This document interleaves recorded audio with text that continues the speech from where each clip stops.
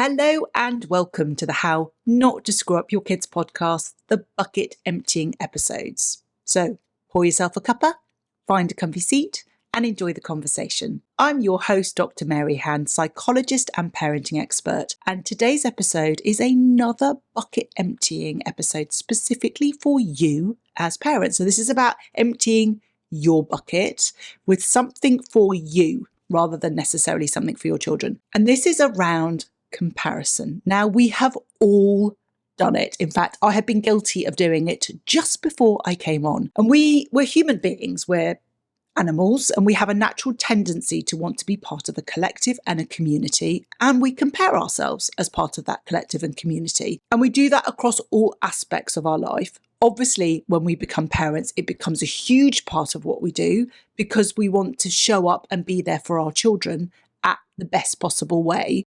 And quite often we'll do that by comparing ourselves to other parents. But the limitation is not just in terms of comparison to parenting, but we compare ourselves in lots of other ways. We compare ourselves to our colleagues at work. We compare ourselves to neighbours, we compare ourselves to our friends, every aspect, and that may well be in terms of the way that we physically look, the achievements that we've achieved, it may be physical things that we possess, experiences that they have that we sort of would love to be able to have, whatever that might be. The focus that I'm going to talk about very specifically is going to be in terms of parenting, just because I think it's a really crucial aspect that often means that we don't always make the right decisions for our family. Let me give you some sort of very specific comparisons. And I can be really honest, this has happened to me so often. We can be really clear with our partner about how we choose and how we want to parent our children. That may well be to do with opportunities, it may be our expectations, whatever that might be. We're really clear what our lane is when we're at home and when we are talking in that sort of perspective.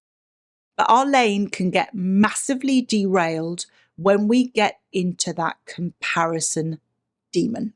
Yeah. So that may well be you're picking up your children from school and you hear that Jack is playing a musical instrument and he's speaking 2 or 3 languages and he's doing all of this volunteering. Yeah. Or Sophie, I always used to like using Jack and Sophie. Or Sophie maybe is particularly talented in part of her academics, and maybe she's going to be going to a really brilliant next school, or she's been winning prizes for things, or always gets top marks, whatever it might be, or whether it's actually to do with tutoring. So much of those comparison demons tend to come up, not in those rational, objective moments when we're super grounded at home in the lane that we're operating in. It's those moments where we then question, and they're often those sort of vulnerable moments where we then think, oh my goodness me, everyone else is doing it, therefore we should be, or our children are not getting ahead enough, or we need to be doing X, Y, and Z. And I just thought it would be helpful, to call it out. Yeah, it happens, and it happens to absolutely everyone. I've been caught up in that, where I've heard those things and I've been really clear about the lane that we're in, and then I've gone home and been like super strict, horrid mummy around homework because I'm thinking you should be doing really well in X, Y, and Z because Jack is and Sophie is and whatever that might be. So it happens to all of us. So the first thing is just, it happens. And there are going to be moments where you're going to find yourself slightly derailed with that. And then you suddenly decide that your children are going to have to commit to X, Y, and Z because you feel that they're being lazy, or that you're not pushing them hard enough, or that they're going to leave home in the world of work and they're not going to be able to do well. So that's the first thing I want to do.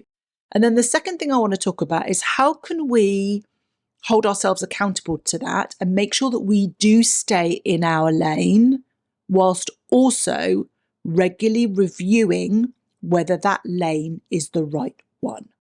And part of that is that our children are ever evolving. We can often make a decision about a lane that we're pursuing with our children, and through their stages and ages of development, we then find that actually we ought to be reviewing that particular lane and that we want to be making some changes or some tweaks to that.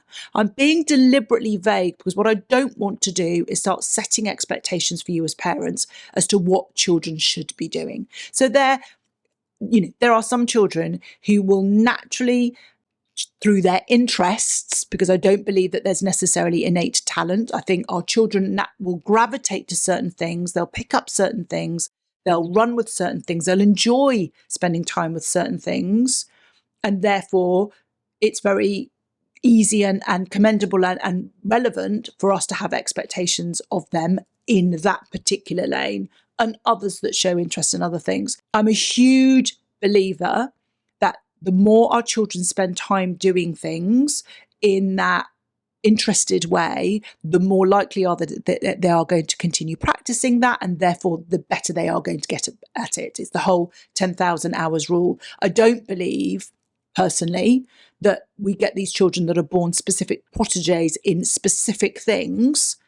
They just show a natural interest, which then, because they put the hours in, means that they end up getting better at that. And so our children are naturally going to show interest in different areas at different ages and stages. So that lane is going to need to be reviewed regularly, but also we need to make sure that we don't get sucked into comparison so that we end up forcing our children into areas and making huge demands of them that are not appropriate for them. It's my real passion that as parents, we so often get ourselves caught up in this narrative that says, if my child performs as well as they can possibly do and reaches optimal grades all the way throughout school, then the natural consequence of that is going to be that they will excel in the world of work. They will do really well.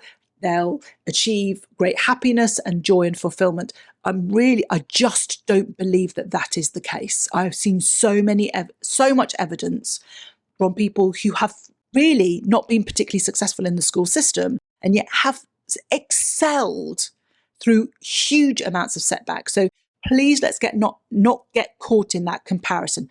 That doesn't mean that we should expect less than from our children, but I really just want us to remember this notion of comparison and the rabbit hole that it can send us down. So the two things that I would like you to do is to, first of all, find somebody that you can have as your comparison companion.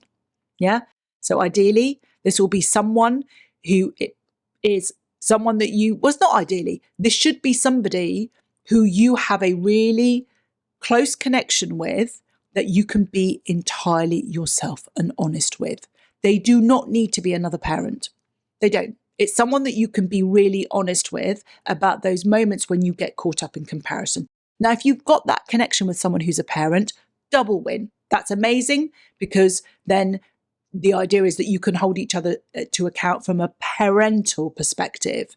If that person that you feel really trustworthy, that you trust and you can talk to about anything, happens to be someone who is not a parent, trust me, they'll be comparing themselves on something themselves. So you've still got that ability to hold each other accountable. And the idea about having this comparison companion is that is the person that you speak to when you notice those moments of, oh my goodness me, I was at the school gates and I heard X, Y, and Z, or in the parent WhatsApp group, or at parents' evening, whatever it might be. And it doesn't even need to be that you've got children at that sort of age. It may well be you went to a baby group, a parent and child group, and you noticed that other babies were sleeping through the night and yours isn't, or you've noticed that they're already using words and yours aren't, or they're potty trained, and whatever age and stage of development your children are at, it's really crucial, which is why I think community is such a big part, which is why I keep banging on about it takes a village to raise resilient adults, because we need that outlet, that opportunity to speak to somebody who is our comparison companion. And I don't think it should be your partner. I believe it should, by all means, have those conversations with your partner as well. But I want someone who is sort of almost removed from that family scenario, that they can objectively soak up the comments that you make and also ask some questions so that you can hold each other to account. Because that comparison companion is not only about soaking up the comments that you make about being sucked into that comparison, but they can also be someone who can challenge whether actually the lane that you had placed yourselves in might actually be worth reviewing, and also be in that scenario where they can remind you of the lane that you're in. So that's the first thing, is that really making sure that you've got a comparison companion. And the second thing is to have these regular reviews of the lane. And that can be with your comparison companion, but also with your partner. That regular review of, are we set it? What are our expectations? Is that appropriate? Is that developmentally appropriate for our child or our teen? Should we be reviewing it now in light of new evidence, so that you're sort of nurturing that development process? And the idea is that we're always, as human beings, we're always going to be comparing ourselves. But the idea would be that we would be a bit kinder to ourselves when we do that, and we'll have less of that knee-jerk reaction of, right, that's it. As a family, we're now going to climb Kilimanjaro, because I don't think we challenge ourselves, or whatever it is that you find yourself in. And don't laugh, because I know that you're listening to this, and so many of you will be resonating with the impossible challenges that we then suddenly set ourselves, because for one fleeting moment, we feel that we're failing as parents because we've heard that another family is doing something else. So I hope that that's landed with you just at the right time, being that compassionate hug and bucket emptying that I hope that it is.